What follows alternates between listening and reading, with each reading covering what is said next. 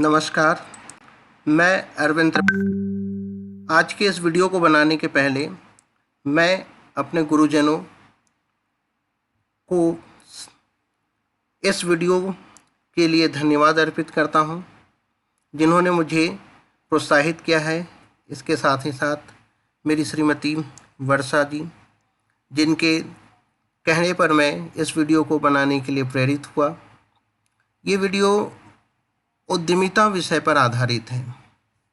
उद्यमिता अर्थात एंटरप्रेन्योरशिप, ये विषय जो है पॉलिटेक्निक डिप्लोमा के साथ साथ महाविद्यालयों में अध्ययन कर रहे विद्यार्थियों के लिए भी उपयोगी है। तो इस वीडियो में मैंने इस चीज़ को बताने का प्रयास किया है। इसमें किसी भी प्रकार के कॉपीराइट का उल्लंघन करना मेरा उद्देश्य नहीं रहा है। मैं चाहता हूं कि विद्यार्थी इस वीडियो को देखें और उद्यमिता के बारे में अवगत हों। यदि विद्यार्थियों को मेरा वीडियो पसंद आता है तो वो इस चैनल को सब्सक्राइब कर सकते हैं, लाइक कर सकते हैं, कमेंट्स कर सकते हैं। उनके कमेंट्स का मैं जवाब जल्द से जल्द दूँ। शुरू करते हैं उद्यमिता के बारे में। उद्यमिता या एंटरप्रेन्योरशिप बहुत ही प्रचलित शब्द है आज के समय में। हर कोई लगभग इस शब्द से जानता है। बहुत साधारण शब्दों में कहते हैं एंटरप्रेन्योरशिप को हम व्यवसाय, कोई भी दुकान, कोई भी शॉप जो हम मार्केट में देखते हैं वो सब एंटरप्रेन्योरशिप के अंतर्गत ही आते हैं। तो इसमें क्या चीज़ होता है, तो इसकी दो प्रकार की परिभाषाएं मिली मुझे पुस्तकों में। एक सामान्य अर्थ में है, जिसमें है उद्यमिता व्यवसाय में निहित अनेक प्रकार की जोखिमों को उठाने एवं अनिश्चितताओं का सामना करने की योग्यता एवं प्रवृत्ति मानते हैं। ये एक परिभाषा है जिसमें ये कहा गया है कि जोखिम जो उठाते हैं या जो अनिश्चितता का सामना करते हैं, ऐसी योग्यता और प्रवृत्ति ही उद्यमिता कहलाती है। जबकि आधुनिक अर्थ में जब मैंने इसकी परिभाषा देखी तो उसका आशय निकलता है कि उद्यमिता नए उपक्रम की स्थापना, नियंत्रण एवं निर्देशन करने की योग्यता के साथ साथ उपकरण में नए सुधार एवं परिवर्तन करने की साहसिक क्षमता को कहती हैं। ये इसकी एक आधुनिक परिभाषाओं के आधार पर तैयार किया गया है। इसकी परिभाषा देखें, अपने प्रोफेसर उदय पारिक तथा मनोहर नाडकर्णी जी के अनुसार ये परिभाषा है, साहस या उद्यमिता से आशय समाज में नए उपक्रम स्थापित करने की सामान्य प्रवृत्ति से है। इसमें उन्होंने बताया है कि जो साहस या उद्यमिता होता है वो उपक्रम स्थापित करने की एक प्रवृत्ति है। इसी में जोसेफ शुम्पेटर जी की परिभाषा है, उद्यमिता एक नव प्रवर्तनकारी कार्य है। यह स्वामित्व की अपेक्षा एक नेतृत्व का कार्य है। ये दो परिभाषा की, इसके साथ साथ एक और परिभाषा बहुत अच्छी वाली मिली H.W. जॉनसन के अनुसार, उद्यमिता तीन आधारभूत तत्वों का जोड़ है, जिसमें अन्वेषण, नवप्रवर्तन एवं अनुकूलन शामिल है। ये तीन चीजें हैं। ये तो हुई उद्यमिता की बात। अब हम उद्यमी किसे कहते हैं, एंटरप्रेन्योर किसे कहते हैं? तो जिन व्यक्तियों द्वारा इस जोखिम को उठाया जाता है उन्हें हम उद्यमी कहते हैं। साहस की भावना ही व्यक्ति को उद्यमी बनाती है। यदि हम में साहस की भावना है तो हम उद्यमी बन सकते हैं। इसे नव प्रवर्तनकारी भी कहते हैं। संबंध में H.V. होने की परिभाषा है कि उत्पत्ति में निहित जोखिम उठाने वाला साधन उद्यमी होता है। ये बहुत ही परंपरागत परिभाषा है कि सिर्फ जोखिम उठाने वाला साधन ही उद्यमी होता है। जेम्स बर्न की एक परिभाषा मिली, उद्यमी वह व्यक्ति अथवा व्यक्तियों का समूह है जो किसी नए उपक्रम की स्थापना के लिए उत्तरदायी होता है। एक विकासशील परिभाषा है, अर्थात जो व्यक्तियों का समूह हो जो किसी नए उपक्रम को स्थापित करने के लिए उत्तरदायी हो। इस संबंध में जोसेफ शुम्पेटर की एक परिभाषा है जो आधुनिक परिभाषाओं में आती है, उद्यमिता वह व्यक्ति है जो किसी अवसर की पूर्व कल्पना करता है, अर्थात किसी अवसर को तलाशता है, किसी नई वस्तु, नई उत्पादन विधि, नए कच्चे माल, नए बाजार अथवा उत्पादन के साधनों के लिए संयोजन को अपनाते हुए अवसर का लाभ उठाता है। ये बहुत ही विस्तृत परिभाषा है। यदि आप इस परिभाषा को समझ जाते हैं तो समझ लीजिए कि आप उद्यमिता की बहुत सारी चीज़ों को समझ गए। आगे बढ़ें।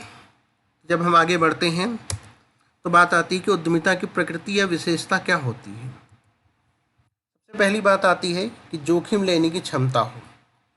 आधारभूत तत्व है ये, जो भावी अनिश्चितता को कम करता है। दूसरा, नव प्रवर्तन की योजना, अर्थात नए सृजनशील विचारों को इसमें हम शामिल करते हैं।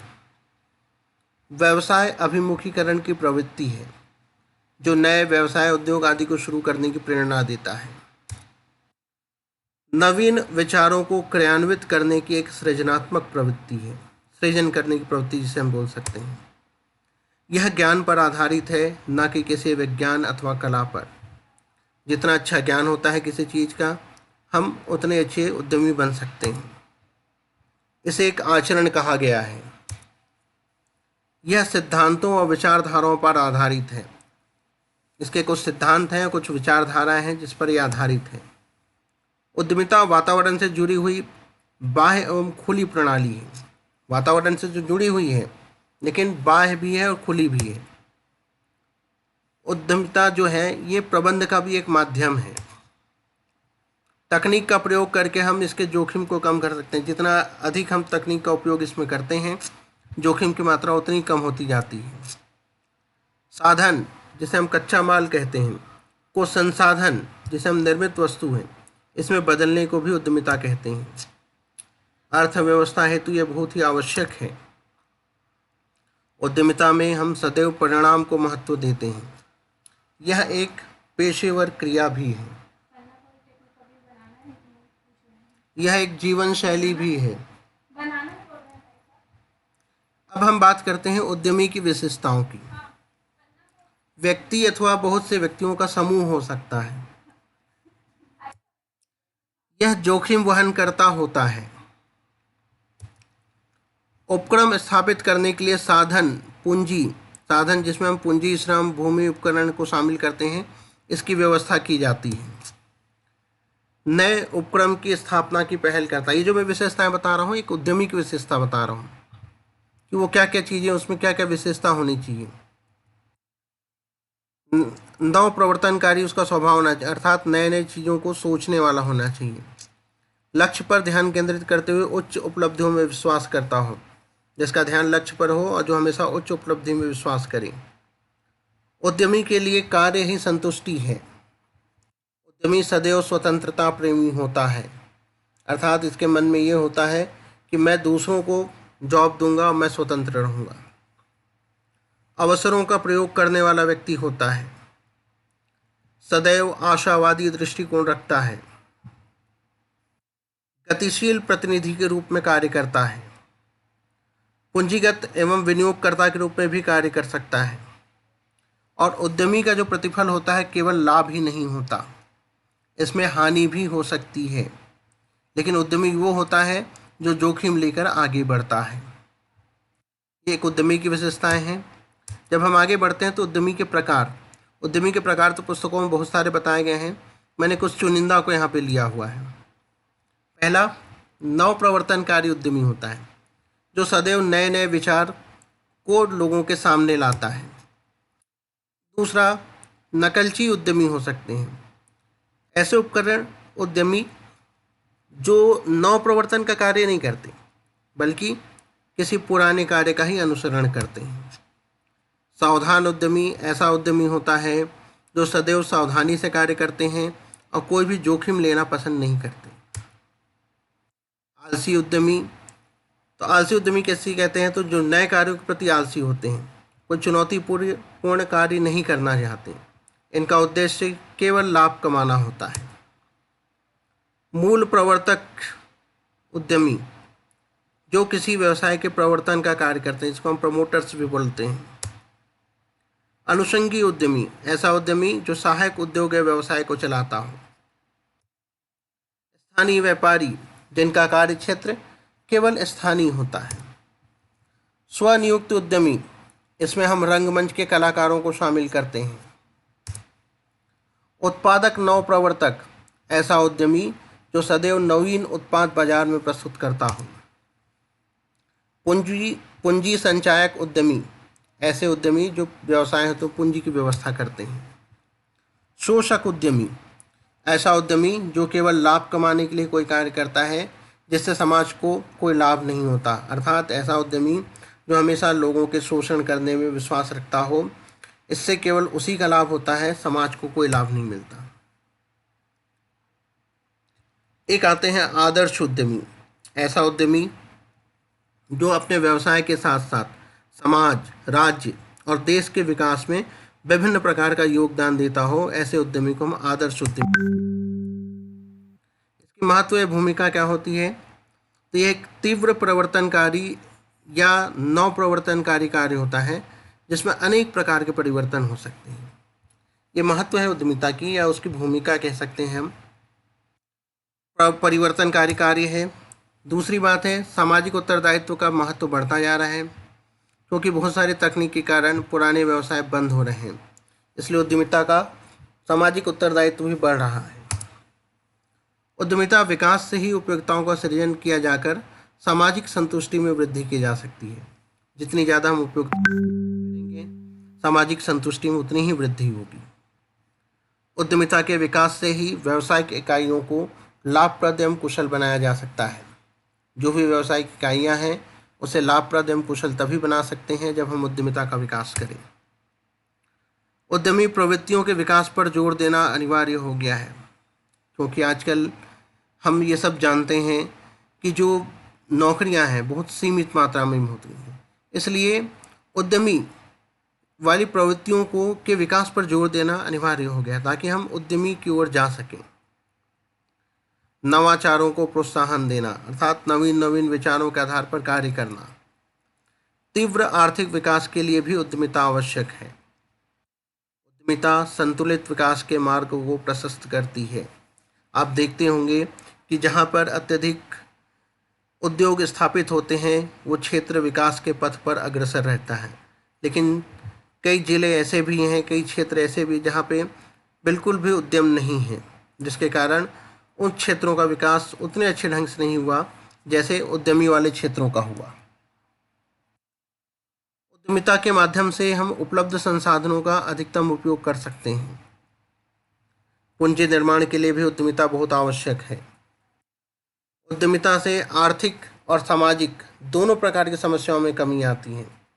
जैसे जैसे उद्यमियों की संख्या बढ़ती है, लोगों को रोजगार मिलता है, इससे सामाजिक समस्या भी कम होती है और आर्थिक समस्याएं भी लोगों की कम हो जाती हैं।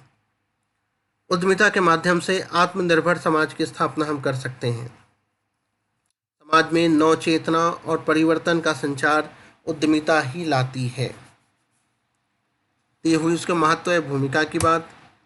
आगे बढ़ते हैं तो ये कई बार प्रश्नों में आता है कि एक सफल उद्यमी के गुणों को लिखिए। तो सफल उद्यमी के कौन कौन से प्रकार के गुण होते हैं? तो पुस्तकों में अध्ययन के पश्चात 3 महत्वपूर्ण गुण मिले। पहले शारीरिक एवं मानसिक गुण, दूसरा सामाजिक एवं नैतिक गुण, तीसरा व्यावसायिक एवं नेतृत्व गुण। इसमें लगभग उद्यमी के समस्त गुणों को शामिल किया गया है जो उसे सफल उद्यमी या सक्सेसफुल एंटरप्रेन्योर बनाते हैं। अब हम शारीरिक एवं मानसिक गुण की बात करें तो कौन कौन से गुणों को शारीरिक एवं मानसिक गुण माना गया है? इसमें सतर्कता, उद्यमी हमेशा सतर्क रहना चाहिए। दृढ़ कल्पना शक्ति, उसकी कल्पना शक्ति अच्छी होनी चाहिए, तभी वो व्यवसाय में आगे बढ़ता है। प्रखर बुद्धि वाला हो, उसमें आत्मविश्वास कूट कूट के भरा हो, उसकी स्मरण शक्ति तीव्र हो ताकि अगर कोई भी कार्य करता हो या कहीं पे उधार के कार्य होते हैं या कुछ होते हैं तो उसे याद रहे। परिपक्व हो, ये बहुत ज़रूरी है कि वो अपने क्षेत्र में परिपक्व भी हो। दूर दृष्टिकोण वाला होना चाहिए, अर्थात दूर दृष्टिकोण से आशय यहाँ पर यह है कि उसे दूर की चीज़ें सोचनी चाहिए। हमेशा गतिशील विचार रखे, चुनौती लेने की इच्छा हमेशा उसके सामने रहे, किसी भी चीज़ की चुनौती ले सकता हो, हमेशा आशावादी हो और दृढ़ महत्वाकांक्षी भी होना उसे जरूरी है। ये गुण उसके शारीरिक एवं मानसिक गुणों के अंतर्गत आते हैं। बात करते हैं उसके सामाजिक एवं नैतिक गुण की। इसमें सबसे पहली बात आती है कि उसका चरित्र जो है सुदृढ़ होना चाहिए, अर्थात वो अच्छे चरित्र का होना चाहिए। मिलनसारिता होनी चाहिए उसमें, अर्थात लोगों से घुल मिल जाए। तीसरी बात है विनम्रता का गुण होना चाहिए। कई बार हम दुकान में जाते हैं, किसी नए दुकान पे जाते हैं, दुकानदार हमें मिलता है, मालिक हमें मिलता है और हमसे ढंग से बात नहीं करता, हमें ये लगता है कि हम अगली बार से इसकी दुकान में नहीं आएंगे। तो विनम्रता का गुण भी एक सफल उद्यमी के लिए बहुत आवश्यक है। अपने कार्यों के प्रति वह सदैव ईमानदार रहे। प्रतिस्पर्धियों, सप्लायर्स एवं कर्मचारियों के साथ सहयोग की भावना रखें, क्योंकि प्रतिस्पर्धी ही व्यवसाय को आगे बढ़ने में सहायता देते हैं। ये बात हमेशा ध्यान रखें उद्यमी बनने के लिए कि जो हमारे प्रतिस्पर्धी हैं उनकी प्रतिस्पर्धा ही हमें आगे बढ़ने के लिए प्रोत्साहित करती है। कार्य के प्रति निष्ठावान रहना चाहिए।